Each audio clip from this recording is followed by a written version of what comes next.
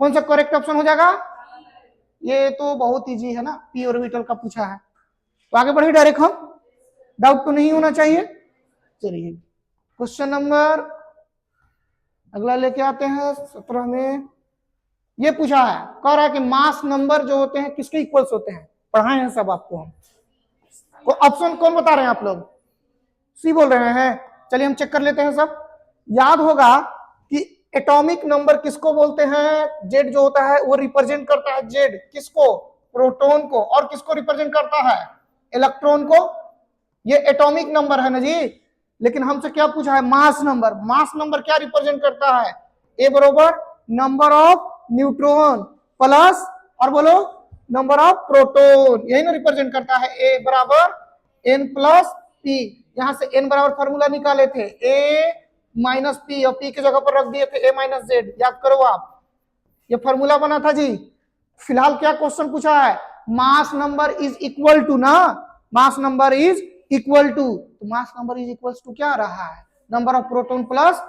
चलिए आप लोग सही आंसर मारे थे, है ना? बन जाएगा ना इस टाइप का क्वेश्चन। चलिए अगला क्वेश्चन हम निकालते हैं, क्वेश्चन नंबर 18। ये कहां पहुंच गया?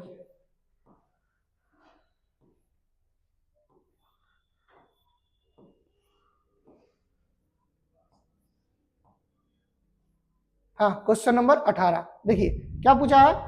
एटॉमिक नंबर अभी तुरंत समझाए थे, बताइए आंसर इसका। Atomic number represent number of, कौन सा correct option? A B C D में कौन सा करेक्ट ऑप्शन होगा? बढ़िया से देखो। Atomic number represents number of, neutron के बराबर होता है क्या? नहीं। प्रोटॉन के बराबर? बोलो, होता है कि नहीं होता है? अभी होता है तो बोलिए ना हाँ। अब ये इलेक्ट्रॉन प्लस न्यूट्रॉन होता है क्या? नहीं। प्रोटॉन प्लस न्यूट्रॉन होता है क्या? नहीं। वो इक्वल्स होते हैं या तो प्रोटॉन के या तो इक्वल्स होते हैं इलेक्ट्रॉन्स के। तो कौन सा करेक्ट ऑप्शन हो जाएगा आपका? बी हो जाएगा। सी बोल रहे हैं क्या आप लोग अभी भी, है ना? चलिए तो अगला क्वेश्चन देखते हैं। ये थ्योरेटिकल क्वेश्चन है, आप लोग देखिए जो हम पॉइंट्स बता रहे हैं उस पॉइंट से समझिए, अगला क्वेश्चन आपका सॉल्व होगा। ये देखिए क्वेश्चन नंबर 19 पूछ रहा है, पढ़िए एक बार और आंसर बताइए। आइसोटोप हैव सेम, क्या सेम होता है? आइसोटोप में क्या सेम होता है?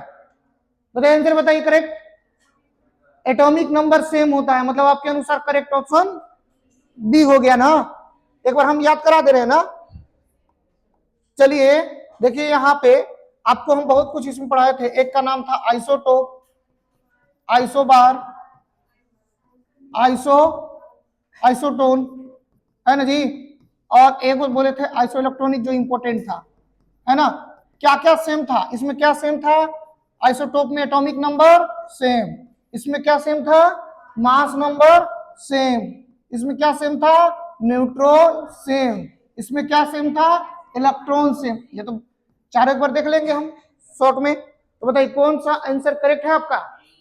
बी। ये तो दिख रहा है ना, एकदम इजी सा क्वेश्चन मिलेगा। इसी टाइप से छोटा छोटा पॉइंट दिया रहेगा, याद रहेगा तो आप आंसर लगा पाइएगा। चलिए हम अगला क्वेश्चन लेके चलते हैं। अगला क्वेश्चन अगर डिस्कस करें, क्वेश्चन नंबर 20।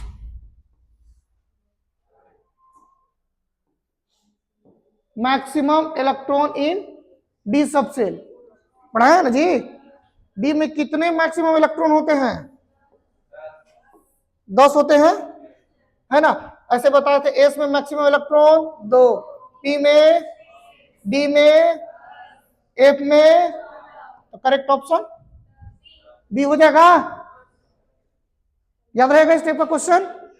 चलिए अगला क्वेश्चन दिखा रहे हैं आपको। क्वेश्चन नंबर 21 पूछ रहा है टोटल, देखिए अभी आ गया फार्मूला बताए थे जिस पर, total orbitals in third shell में बताइए कौन सा करेक्ट ऑप्शन हो जाएगा? जल्दी बताओ। नंबर ऑफ ऑर्बिटल कितने होंगे तीसरे सेल में? क्या फार्मूला है? एन स्क्वायर, यही ना है जी। एन स्क्वायर बोले तो 3 स्क्वायर बोले तो ऑप्शन दिख रहा है आपको? नहीं तो अगर कंफ्यूजन हो रहा है ना ऑर्बिटल्स पता करने के लिए, अगर फॉर्मूला सपोज कीजिए याद नहीं है तो देखो तो क्या होगा। 3 का मतलब क्या क्या लिख रहे थे, याद आ रहा था? 3s और क्या लिख रहे थे? 3p और क्या लिख रहे थे? 3d। क्या 3f होता है? तो s में कितने ऑर्बिटल होते हैं? 1। p में कितने जी? 3। d में कितने होते हैं? 4। 5 ना, तो 5 और 3 8 और 1 9। ऐसे पता कीजिए, चाहे फॉर्मूला से पता कीजिए, दोनों सही रास्ते हैं। ठीक, अगला क्वेश्चन।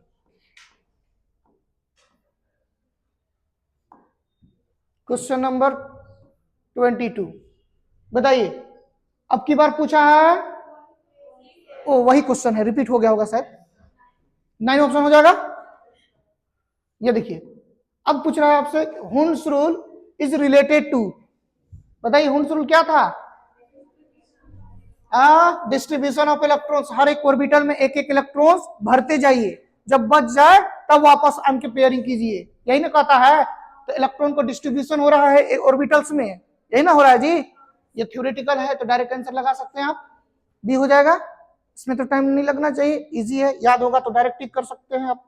अगला क्वेश्चन, क्वेश्चन नंबर 24, ये पूछा इजी, बताइए आंसर क्या होगा?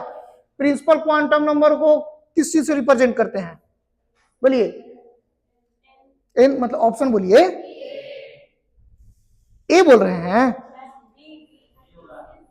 प्रिंसिपल क्वांटम नंबर को क्या से रिप्रेजेंट करते हैं? रहने दीजिए। प्रिंसिपल क्वांटम नंबर जो होता है, सब याद करिए सब। Principal quantum number, azimuthal quantum number, या इसी का एक और नाम है एंगुलर क्वांटम नंबर। एक और बताया था मैग्नेटिक क्वांटम नंबर, एक बताया था spin quantum number. Principal quantum number का रिप्रेजेंटेशन एन होता है। एंगुलर या एजीम्यूथल या सब्सिट्री या सेकेंडरी, इसका एल होता है, इसका एम होता है, इसका एस होता है। थोड़ा सा याद कीजिए आप, याद नहीं कीजिएगा कैसे होगा जी? ये तो अब दिख ही जाएगा आंसर, वो तो सब दिख जाएगा, लेकिन हम याद कराएंगे तब, ये कोई बात हुआ। आप पढ़ाई नहीं कीजिएगा मतलब। इसका करेक्ट ऑप्शन क्या हो जाएगा आपका? सी हो जाएगा। इतना सिंपल सा क्वेश्चन पूछ रहा है, अगर याद नहीं रहेगा तो कहां से बनेगा ये सब। अगला क्वेश्चन, क्वेश्चन नंबर 25, बताइए इसका आंसर आप बताइए अभी। The angular momentum quantum number is denoted by, L होगा, सी हो जाएगा ना। यदि इसका करेक्ट आंसर सी मार देते हैं आप, बन जाएगा इस टाइप का क्वेश्चन। अभी तुरंत बताए थे हम। अगला क्वेश्चन चलते हैं 26 में। टोटल नंबर ऑफ सबसेल इन, अभी तुरंत बताए फार्मूला कि किसी भी, हाँ कितना आंसर हो जाएगा? डायरेक्ट सी हो जाएगा ना। आगे बढ़े डायरेक्ट, आपको बताए हैं नंबर ऑफ सबसेल किसी भी सेल के लिए एन के बराबर होता है। ठीक, ऑर्बिटल करना होगा तो एन स्क्वायर, इलेक्ट्रॉन पता करना होगा तो 2n स्क्वायर। ये ट्रिक है हम लोग का, डायरेक्ट याद रखिए, आंसर मिल जाएगा। आगे बढ़ते हैं, question number 27, correct the dual nature of matter was proposed by, कौन सा? De Broglie. अरे डी ब्रोगली ही ना था जो मैटर के बारे में डुअल नेचर लाइक दो बिहेवियर एक्सप्लेन किया था। इक्वेशन आया था, याद कीजिए ऐसे, ई बराबर एम सी स्क्वायर, और एक वो हम लोग लिए थे यहां से ई बराबर एच न्यू, ऐसे करके दोनों इक्वेशन को सोल्व करके लेमडा बराबर एच बाई एम डी, ये फॉर्मूला बना था। डी ब्रोगली इक्वेशन, इसी को बोले थे dual nature of matter behaviour. कौन सा करेक्ट ऑप्शन? बी हो जाएगा। आगे क्वेश्चन देखते हैं, क्वेश्चन नंबर 28, बताइए the uncertainty principle was proposed by, ये भी थ्योरेटिकल क्वेश्चन है। अनसर्टेनिटी प्रिंसिपल कौन सा वैज्ञानिक थे? सोडेंगर थे या हाइजेनबर्ग थे या पॉली थे या डाल्टन थे? कौन सा थे? देखो एकदम मतलब इजी क्वेश्चन है। कौन सा ऑप्शन हो जाएगा जी? बी हो जाएगा। हाइजेनबर्ग है ना, इसका करेक्ट ऑप्शन बी हो जाता। इसका करेक्ट ऑप्शन मारते तो हम लोग बी हो जाता। आगे बढ़ते हैं, ये थ्योरेटिकल क्वेश्चन है, हम लोग को इसमें ज्यादा टाइम वेस्ट नहीं करना चाहिए। देखते के साथ ऑप्शन लगाओ अगर याद है तो। कह रहा है कि 1s ऑर्बिटल में कितना मैक्सिमम इलेक्ट्रॉन होल्ड होता है? 1s में कितने इलेक्ट्रॉन होते हैं? बोलिए, 2। तो कौन सा ऑप्शन हो जाएगा इसमें? आगे बढ़ना चाहिए हम लोग को। क्वेश्चन नंबर 30, ये पूछा electronic configuration of oxygen. Electronic configuration का ट्रिक याद है? क्या बताए थे आपको? ये ऑप्शन आप बी बोल रहे हैं, सी बोल रहे हैं, हाँ? ए बोला कोई, एगो और कोई? आपको इतना तरीका से सिखाए थे। क्या होता है? School school, public school, public school, Delhi public school, Delhi public school Faridabad, ऐसे करके ट्रिक दिए थे। दिल्ली पब्लिक स्कूल फरीदाबाद, ऐसे ये ट्रिक था हम लोग का। डायरेक्ट एकदम 118 तक लिख सकते हैं इस ट्रिक की मदद से। School school, public school, public school, Delhi public school, Delhi public school Faridabad, Delhi public school Faridabad. यहां से ऐसे लिख रहे थे, ये 1 है, ये 2 है, ये 3 है, ये 4 है। याद आ रहा है जी? आगे अभी कर सकते थे। अब इसमें ऐसे फिर यहां से स्टार्ट करते थे, ये 2 है, फिर ये 3 है, तो पहले लिखेंगे 1s, फिर लिखेंगे 2s, है ना? इसके बाद 2p भरो, कितना भरना है? 8। एस में लास्ट कितने इलेक्ट्रॉन भर सकते हैं? 2, तो यहां भी भरेगा 2, 2 और 2 4, कितना बचा? और 4, तो भर दो। ये देखो कौन सा ऑप्शन मैच हो रहा है। तो आप लोग कैसे बोल रहे थे? इलेक्ट्रॉनिक कॉन्फ़िगरेशन में भी कैसे कंफ्यूजन आ रहा है? ये 118 तक सीखे हैं और सिंपल 8 तक मिल रहा है, तो याद नहीं है तो नहीं बन पा रहा है। बोले थे कि डायरेक्ट ट्रिक याद रखो, school school, public school, public school, इसके बाद एक बार दिल्ली पब्लिक स्कूल और 2 बार Delhi public school Faridabad, Delhi public school Faridabad. उस समय तो बहुत बढ़िया से यूज हुआ था, लेकिन हम उस समय भी बोले थे यही 2 महीना बाद आएगा ना, तो भूल जाइएगा। ये कंडीशन आपके साथ दिख रहा है। पढ़ाई डिसिप्लिन मांगता है। ये पढ़ाई ये नहीं मांगता कि आए, पढ़े और घर चले गए और बस कॉपी रख दिए हैं। वैसे रहता तो सब कोई क्लास में पढ़ ही रहा है, सब कोई को आ जाता। इसीलिए घर पे नहीं पढ़िएगा, बार बार बोलते रहिएगा। अगला क्वेश्चन लेके चलते हैं, क्वेश्चन नंबर 31। ये देखिए, ये केमिकल बॉन्डिंग से है। क्या पूछ रहा है? जो आयनिक बॉन्ड होते हैं वो कैसे फॉर्म करते हैं? शेयरिंग ऑफ इलेक्ट्रॉन से। शेयरिंग ऑफ इलेक्ट्रॉन से कौन सा बॉन्ड बनता है? Covalent bond. ये ट्रांस, यही ना बनता है जी। अब यहाँ पे ऑप्शन लगाएंगे तो डायरेक्ट क्या लग जाएगा? बी। इसमें तो डायरेक्ट बना सकते हैं हम लोग, है ना? आगे बढ़ते हैं, क्वेश्चन नंबर 32। ये भी तो ऐसे बन गया, covalent bond is formed by, क्या होता है? ये तो बन गया ना, शेयरिंग ऑफ इलेक्ट्रॉन्स। तो अगला क्वेश्चन का आंसर अब देखेंगे हम, क्वेश्चन नंबर 33। ऑक्टेट रूल कौन से साइंटिस्ट को प्रपोज किए थे? लेविस साहब को, या रदरफोर्ड को, या थॉमसन को, या मोस्ले को? कौन सा? लेविस को। ये तो इजी है ना जी, लेविस ही ना आए थे। लेविस ऑक्टेट रूल भूल गए हैं? लेविस ऑक्टेट रूल डायरेक्ट पूरा नाम लेकर के बोला जाता था। ये कंप्लीट साइंटिस्ट का नाम लिख दे रहा है कंफ्यूज करने के लिए। इसका करेक्ट ऑप्शन क्वेश्चन नंबर 34। इलेक्ट्रोवायलेंसी के बारे में सिखाए थे। लॉस और गेन दोनों इलेक्ट्रोवायलेंसी निकलवा रहे थे, याद कीजिए। बन जाएगा ना ये? कौन सा ऑप्शन? चलिए, क्वेश्चन नंबर 35। इसमें से कौन सा कंपाउंड आयनिक है? कौन सा? बी। आयनिक कंपाउंड होने के लिए याद है क्या ऑप्शन था? आपको हम बताए थे कि अगर मेटल हो और नॉन मेटल हो, मेटल और नॉन मेटल से कौन सा बॉन्ड बनता है? आयनिक बॉन्ड, यही ना था? Non metal generally, non metal मिले तो कौन सा बॉन्ड? कोवेलेंट बॉन्ड, ऐसे ना था? देखो, ये देखो, नॉन मेटल कौन सा bond? Covalent bond. Generally hydrogen को नॉन मेटल ही कंसीडर करके चलते हैं, नहीं तो फिर पता ही नहीं चलेगा कि ये इसका डिसाइड क्या है। ये देखो, ये मेटल नॉन मेटल, कौन सा बॉन्ड बनेगा इसमें? Ionic bond. ये आयनिक कंपाउंड है। ये कौन सा है? कोवेलेंट कंपाउंड, कोवेलेंट बॉन्ड बन रहा है। ये भी कौन सा है जी? तो ये करेक्ट ऑप्शन कौन हो जाता है? ये आप लोग डायरेक्ट बताएं और जो कि सही बताए हैं। चलिए आगे देखते हैं हम, क्वेश्चन नंबर 36। 31 कहां तक बनाए थे? 35 तक ना? 36। ये पूछा है कि बॉन्ड एंगल बताइए मीथेन में कितना होगा? कितना बॉन्ड एंगल मीथेन में कितना होता है? सबसे पहले ये मीथेन मोलेकुल है, इसका हाइब्रिडाइजेशन निकालेंगे। हाइब्रिडाइजेशन कैसे निकालते हैं? वैलेंस इलेक्ट्रॉन कितना होता है? 4 होता है। उसके बाद साइड एटम लेते हैं। साइड एटम में कौन लेना है? मोनोवैलेंट। कौन लेना है? अच्छा, ट्रिक बताया था कि कौन नहीं लेना है, तो याद आ रहा है आपको? ऑक्सीजन और नाइट्रोजन को। इतना से हम लोग को काम चल जा रहा था। ये कितना हो गया? 4 + 4 कितना? 8। 8 के आधा कितना हो जाएगा, है ना? 8 का आधा 4, 4 के लिए क्या लिखेंगे, एक गो एस और 3 गो पी। और ये जब sp3 है तो आपको sp3 का अरेंजमेंट बताए थे, कितना एंगल होता है, 109 डिग्री 28 मिनट या 109.5 डिग्री, यही ना होता है। कौन सा ऑप्शन हो जाएगा आपका? देखिए केमिकल बॉन्डिंग का क्वेश्चन है, इजी क्वेश्चन है ये। आगे बढ़ते हैं हम क्वेश्चन 37 की ओर। बताइए BeCl2 का शेप क्या होता है? शेप ऑफ BeCl2 मोलेकुल्स क्या होगा? बड़ी सिखाए हैं। कौन सा? लीनियर ना? कौन सा हो जाएगा? तो मतलब करेक्ट ऑप्शन ए। अब सबसे BeCl2 का हाइब्रिडेशन निकालेंगे, इसका कितना होता है, 2 और 2 4, 4 के आधा 2, और लॉन पे निकालेंगे तो 2 में से 2 गया 0। बड़ी करवाए हैं क्वेश्चन, करीब 100 क्वेश्चन करवाए होंगे इस मोलेकुल, इस टाइप के मोलेकुल का, तनी मनी नहीं करवाए हैं। टाइम लगा था केमिकल बॉन्डिंग 1.5 महीना पढ़ाने में, कारण यही है। इसका तरीका शॉर्ट सा है, हाइब्रिडेशन आपने निकाला 2 मिला, 2 का मतलब sp, लॉन पेयर आपने निकाला 2 में से 2 गया 0। अब यहाँ स्ट्रक्चर बनाने का, ये बेरिलियम है, ठीक है।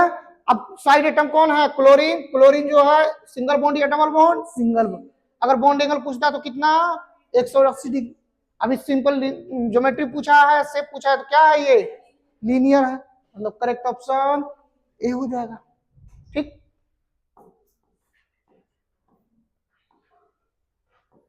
क्वेश्चन नंबर ये देखिए 38, ये थ्योरेटिकल है, डायरेक्ट आंसर लगाओ। Valence shell electron pair theory जो है एक्सप्लेन किए हैं, क्या चीज, क्या चीज, जोर से बोलिएगा तब ना पता चले। कौन सा हो गया, मोलेकुल, समझ गए? ये तो डायरेक्ट आगे बढ़ने वाला क्वेश्चन है।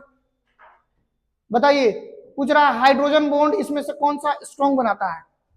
हाइड्रोजन बॉन्ड बनाने वाला कौन हाइड्रोजन बॉन्ड स्ट्रॉन्ग है? बड़ी बढ़िया से पढ़ाए हैं हाइड्रोजन बॉन्ड। NH3 या वाटर या HF या CH4? HF कौन हो जाएगा, HF, मोर इलेक्ट्रोनेगेटिव एटम ना, तो करेक्ट ऑप्शन क्या हो जाएगा, ये सी। बताइए हाइब्रिडाइजेशन BF3, अब की बार डायरेक्ट हम आंसर सुनना चाहते हैं।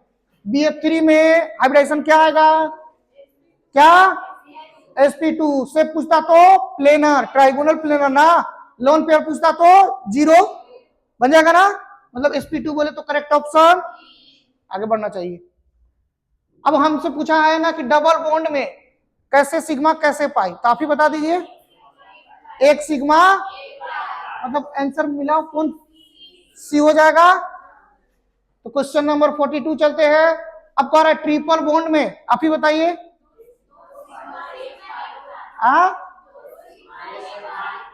बढ़िया से याद करो, आप बढ़िया से याद कीजिए, भूल रहे हैं।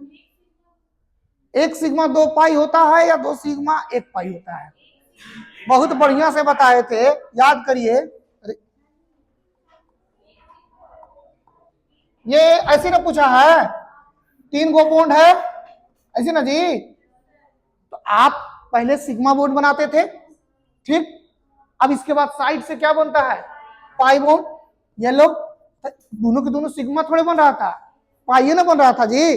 अब इसका ऑर्बिटल डायग्राम भी बताए थे कि ये देखिए, ये एक एक्सिस पर आया, ये देखिए बाकी जो 2 ऑर्बिटल्स आया साइड वाइज ओवरलैप किया था कुछ ऐसे, ये लो इससे ऐसे मिला, इससे ऐसे मिला, ये दोनों पाई ना बना, तो आंसर कितना आया, 1 सिग्मा, थोड़ा सा याद रखिए, 1 सिग्मा 2 पाई, कौन, 1 सिग्मा 2 पाई, मतलब ए हो जाता है इसका आंसर।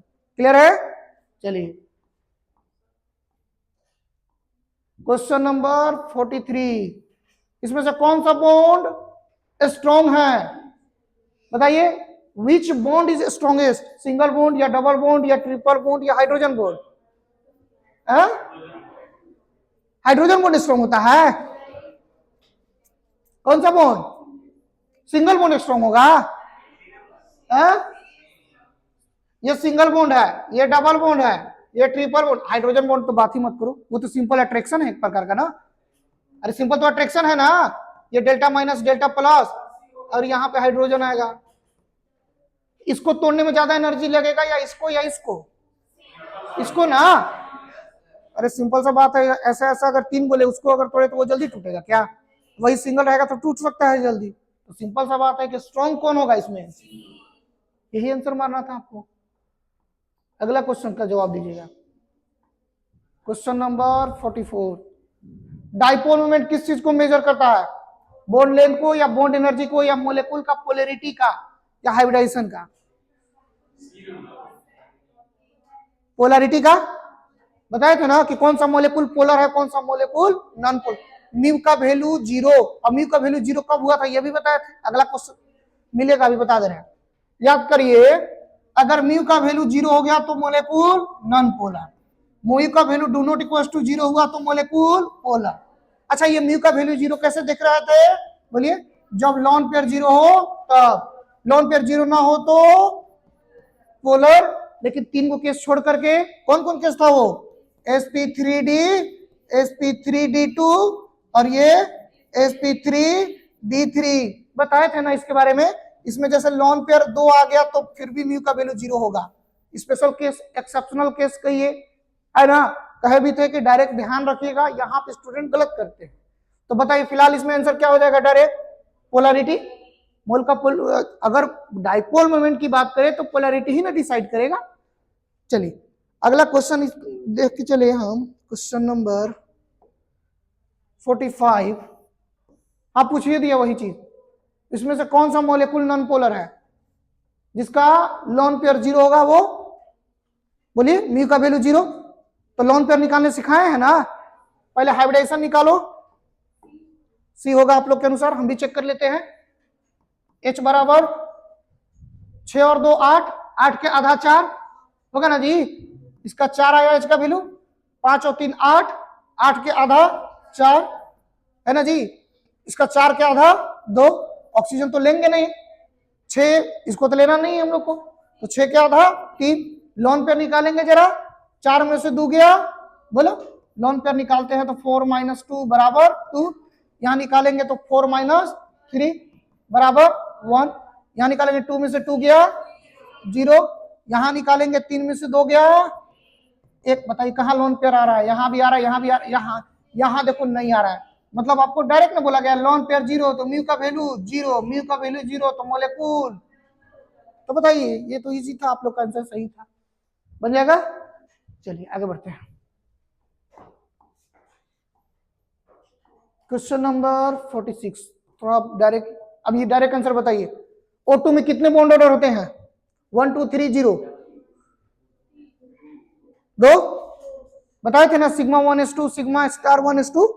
ट्रिक भी दिए थे, याद है ना ट्रिक, कैसे ट्रिक था आपको हम बोले थे कि देखिए स्टूडेंट का कंफ्यूजन होता है अक्सर, यहां से 10 11 12 13 14 15 16 17 18 19 20 ऐसे इलेक्ट्रॉन्स थे। अब आपको हम बोले थे कि 14 को याद रखो, ये कितना होता है इसका 3 होता है। इधर जाओ चाहे इधर जाओ, आधा घटाते चलना है ना। यहाँ आधा हो जाएगा 2.5, यहाँ 2, यहाँ 1.5, यहाँ 1, यहाँ 0.5, यहाँ 0, यहाँ जाए तो बोलो 2.5, यहाँ जाए तो यहाँ ये 1, ये ना। तो अब O2 मोलिक्यूल्स है, O2 मोलिक्यूल्स में कितने 8 हुआ 16 इलेक्ट्रॉन है ना जी। 16 इलेक्ट्रॉन्स कहाँ है, यहाँ है, मतलब बॉन्ड ऑर्डर कितना आएगा 2 आएगा। नहीं तो एक और ट्रिक था आपको हम बताए थे, है ना, ऐसे करके BA बाबा करके ऐसे याद होगा तो आपको, है ना। इससे भी बना लीजिए sigma 1s2 sigma star 1s2, या तो इस ट्रिक की मदद ले लीजिए। 2-3 उपाय बताए थे जो आपको इजी लगे। चलिए अगला क्वेश्चन देखते हैं, इसका आंसर लगा लेंगे। क्या आंसर हो जाएगा इसका, बी हो जाएगा, 2 आएगा।